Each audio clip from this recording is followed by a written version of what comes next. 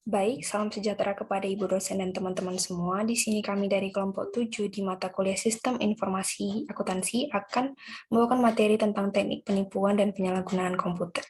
Ada penanggota kelompok kami yaitu Dia Anissa, Dia Armanita, dan Dian Grace. Nah, di materi ini akan didiskusikan beberapa teknik penipuan dan penyalahgunaan komputer yang lebih umum ke dalam 3 bagian, yaitu serangan dan penyalahgunaan komputer, rekayasa sosial, dan juga malware. Nah, yang pertama yaitu serangan dan penyalahgunaan komputer. Nah, semua komputer yang tersambung dengan internet, terutama komputer-komputer dengan rahasia perdagangan yang penting atau aset yang berharga, rawan akan serangan dari para hacker, pemerintah asing, kelompok teroris, pegawai yang tidak puas, mata-mata industri, dan juga pesaing.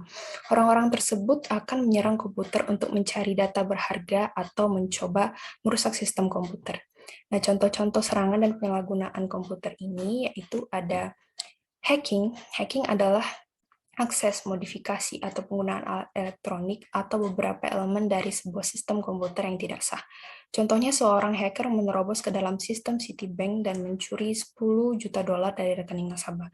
Kemudian ada hijacking atau pembajakan, yaitu pengambilan kendali atas sebuah komputer untuk melakukan aktivitas terlarang tanpa sepengetahuan pengguna komputer yang sebenarnya. Kemudian ada botnet, singkatan dari robot network, adalah sebuah jaringan kuat atas pembajakan komputer, disebut zombies apabila digunakan untuk menyerang atau menyebarkan malware.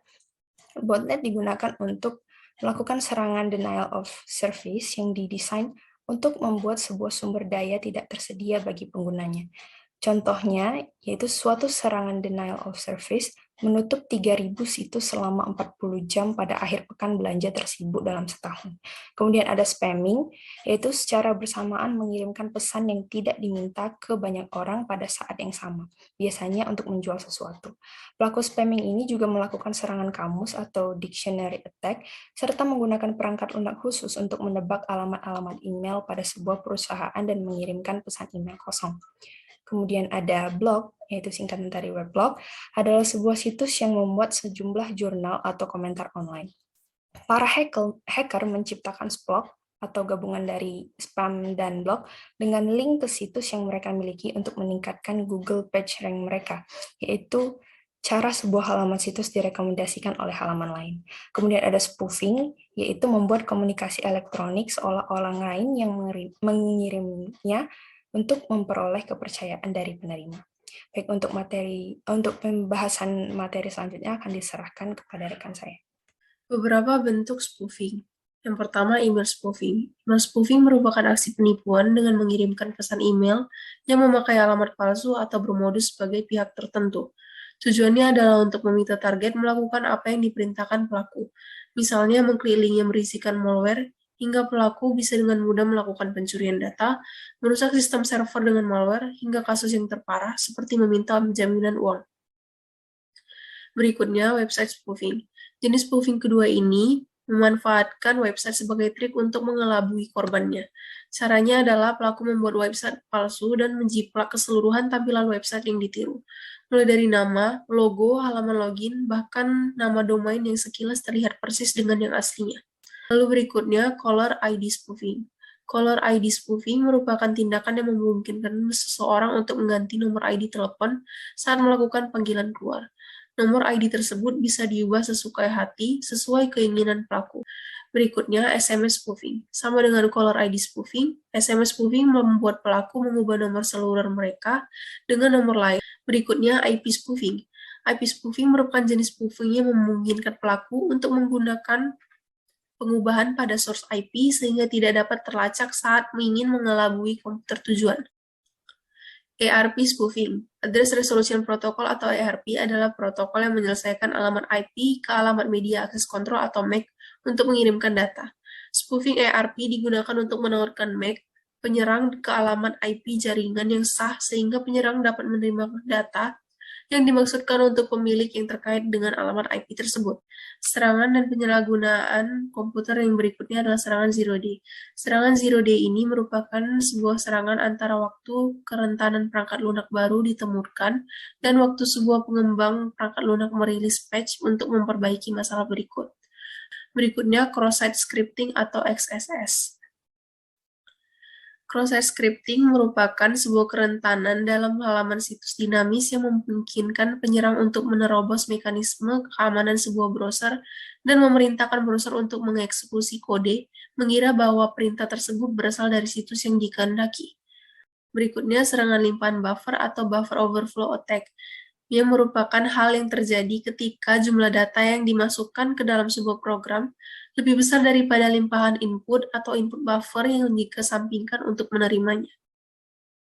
Berikutnya, serangan injeksi atau insersi SQL, atau juga disebut sebagai SQL injection attack. Serangan injeksi SQL ini dilakukan dengan cara menyisipkan query SQL berbahaya pada input sehingga query tersebut lolos dan dijalankan oleh sebuah program aplikasi. Hal ini memungkinkan hacker meyakinkan agar aplikasi menjalankan kode SQL yang tidak dikehendaki untuk Berikutnya, serangan man-in-the-middle atau MITM attack. Serangan ini menempatkan seorang hacker di antara klien dan host, serta memotong lalu lintas jaringan antara kedua pihak tersebut. Berikutnya, masquerading, di mana pelaku berpura-pura menjadi pengguna yang sah untuk mengakses sebuah sistem.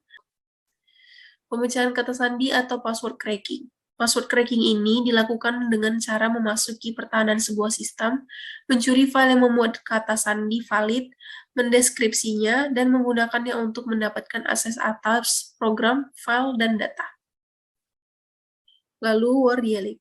Wardielic ini dilakukan dengan cara memprogram sebuah komputer untuk menghubungi ribuan sambungan telepon guna mencari dial-up modern line.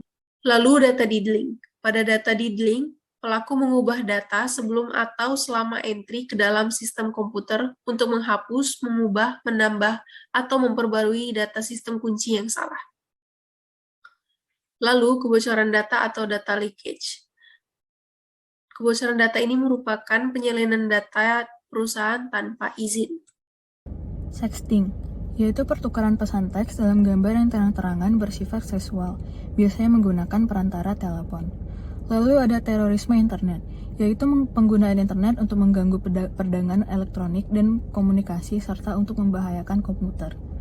Lalu misinformasi internet, yaitu penggunaan internet untuk menyebarkan informasi yang salah atau menyesatkan. Ancaman email, yaitu ancaman yang dikirimkan kepada korban melalui email. Penipuan lelang internet, yaitu penggunaan situs lelang internet untuk menipu orang lain. Penipuan pump and dump internet, yaitu penggunaan internet untuk menaikkan harga saham dan menjualnya. Lalu ada penipuan klik, yaitu memanipulasi jumlah klik untuk meningkatkan tagihan periklanan.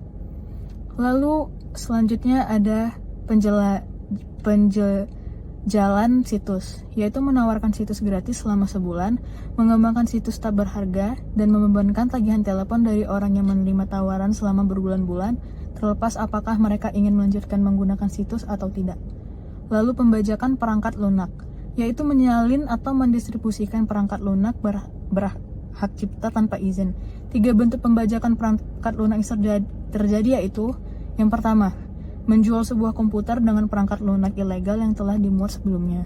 Yang kedua, memasang sebuah salinan lisensi tunggal untuk beberapa mesin.